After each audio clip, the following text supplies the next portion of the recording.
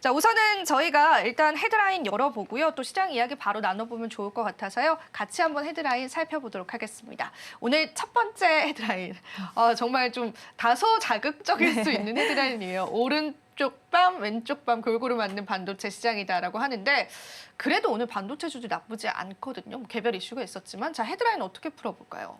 네, 일단 바이든 정부 임기가 며칠 남지 않은 상황에서 반도체 쪽으로의 규제를 굉장히 강화하는 움직임들이 보여지고 있습니다. 물론 이게 실효성이 있을지에 대한 여부는 좀 지켜봐야 되겠지만 아마 트럼프 행정부가 집권을 하게 되면 이 부분에 대해서 그대로 진행되지는 않을 가능성이 저는 많다라고 생각을 하고 있고 지금 얼마 전에 나왔던 국가를 3단계로 나눠서 미국의 반도체 칩 개수, 이제 수입할 수 있는 개수를 제한하고 아예 못 사가게끔 하는 그런 이제 3개국으로 나눈 다음에 그 안에서의 좀 차별화된 그런 나라들만의 그런 대우를 한다라는 소식도 있었는데 그것 또한 120일 정도의 의견 수렴 과정들을 거치고 또 트럼프 행정부가 집권을 하게 되면 이 부분에 있어서는 수정을 할 수 있다라고 이야기를 하면서 많은 부분들을 열어뒀습니다. 이제 막바지에 좀 다다르다 보니까 그동안 했어야 되는 일들 그리고 국정 지지율 워낙 낮아졌다 보니까 좀 급하게 움직임들이 나와주고 있는데요. 반발이 굉장히 드셉니다.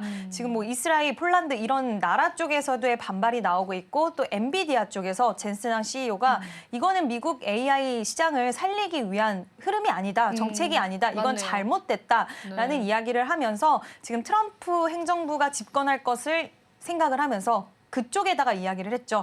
이거는 AI 규제 완화 흐름에 있어서 굉장히 좀 방해가 되는 부분이다. 이거는 하지 않았으면 좋겠다라고 밝혔고 이와 같은 흐름들이 나오고 있지만 오늘 전반적으로 반도체 종목들의 흐름을 보면 크게 신경을 쓰는 그런 분위기는 아니고요. 여전히 AI 시장에 대한 확대 모멘텀이라던가 그리고 이 시장의 성장성 이 부분에 초점을 더 맞추고 있고 오히려 엔비디아가 어저께 3% 정도의 상승세가 나왔는데 거기에 시장은 더 크게 반응을 하고 있다라고 보이고요. 우리나라 반도체 관련된 종목군들은 오늘 좀 종목별로 희비가 엇갈리기는 하지만 여전히 좀 바닥권에서 올라온 종목들, 특히 HBM 관련된 종목군들은 관심이 좀 유효하지 않나라는 의견을 드리고 싶습니다. 네, 그리고 또 말씀해 주신 것처럼 뒤에 내용들 보시면은 AI 반도체 수출 통제에 관해서 3개의 국가로 이제 묶음을 해놓은 것 같아요. 최상위 동맹 국가, 기타 국가, 그리고 적대 국가 이렇게 나눠서 각각 다른 정책들을 계속 반영을 할 것 같은데 우리나라 피해 어떻게 보세요?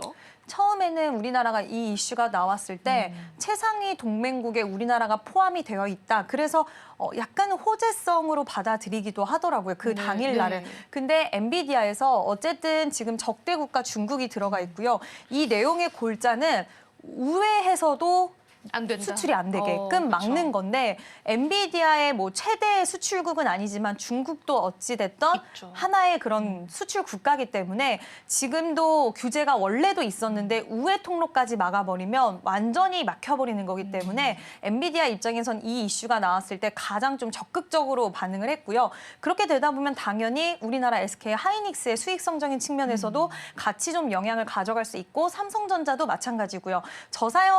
저사양 HBM 같은 경우에 삼성전자께 사용이 되고 있기 때문에 그와 관련돼서도 좀 우려감을 가져갈 수 있는 요인이라고 보고 있고 특히 폴란드랑 이스라엘 같은 경우에도 지금 이스라엘 같은 경우에는 의외로 저도 여러 가지 좀 조사를 하다가 본 건데 의외로 지금 기술 산업 중심이 경제 핵심이래요. 그래서 GDP의 20%를 이 기술 산업이 차지를 하고 있기 때문에 이 나라 입장에서는 이런 조치가 굉장히 부당하다라고 느끼고 기술 발전에 제약을 가져갈 수 있는 거기 때문에 폴란드도 또 IT 산업을 굉장히 중요시하는 나라이다 보니 이런 나라들의 움직임도 좀 적극적으로 나오고 있기 때문에 우리가 예상했던 것처럼 이 부분에 있어서는 진행되지 않을 수 있는 가능성 또 트럼프는 AI를 미국이 가장 강하게 AI 시장에서의 선도는 무조건 미국이 되게 할 것이다라는 그 기조는 비슷하긴 하지만 규제를 완화하는 게 아니라 규제를 좀 풀어주면서 좀 다른 방식을 채택할 수 있는 가능성도 있기 때문에 지금 이러한 상황들은 우리가 좀 지켜볼 필요가 있다라고 생각을 합니다.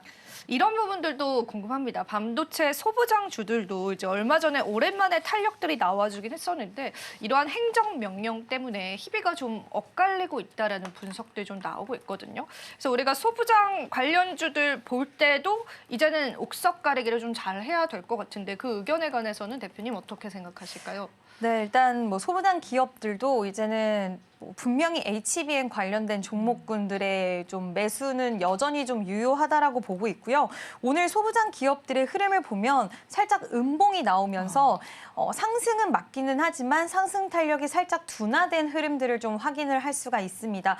그만큼 SK 하이닉스 쪽으로의 매수가 강하게 유입되었고 그 뒷단을 따라가는 소부장 쪽은 상대적으로 수급이 좀 약하게는 들어가고 있지만 SK 하이닉스 밸류체인 안에 있는 기업들은 저는 계속 좀 같이 관심 있게 보실 필요 있다라고 생각이 들고요. 12월 수출 데이터를 기반으로 했을 때 한미반도체 수출이 괜찮게 잘 나왔습니다. 이런 부분들 장비 수출단에서도 또 실적을 잘 만들어내는 기업들이 있기 때문에 이번 4분기 실적 발표를 앞두고 실적에 대한 기대감이 유효한 종목들, 이런 종목들과 SK 하이닉스 밸류체인 기업들은 소부장 기업 안에서도 관심 있게 보실 수 있지 않나라고 생각을 합니다. 그럼 하이닉스 관련한 밸류체인 기업들은 좋게 보되 또 반대로 삼성전자 관련한 밸류체인 기업들은 우리가 조금 지양을 해야 되는 건지 삼성전자는 어떻게 보세요? 그쪽 밸류체인 쪽에 관해서는?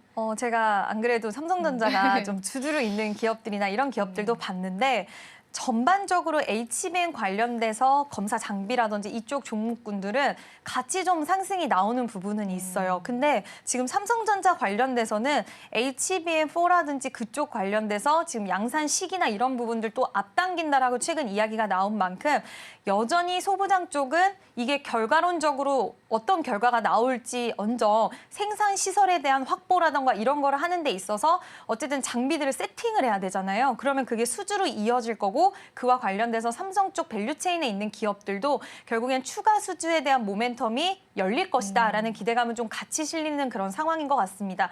다만 시간이 지나서 지금은 수주를 받고 세팅을 하는 구간이 있지만 만약에 이게 또 딜레이돼서 계속 되지 않는다. 그럼 추가 주문에 대해서는 좀 제한적일 수 있거든요. 그때는 삼성 밸류체인 기업들의 시세는 좀 제한될 수 있다라는 거, 그 부분은 좀 참고를 해주셔야 될 것 같습니다.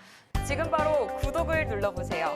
실시간 경제 뉴스, 투자 전문가들의 다양한 시황과 정확한 분석, 또 알찬 투자 정보까지 신뢰할 수 있는 저희 서울경제TV와 함께하세요.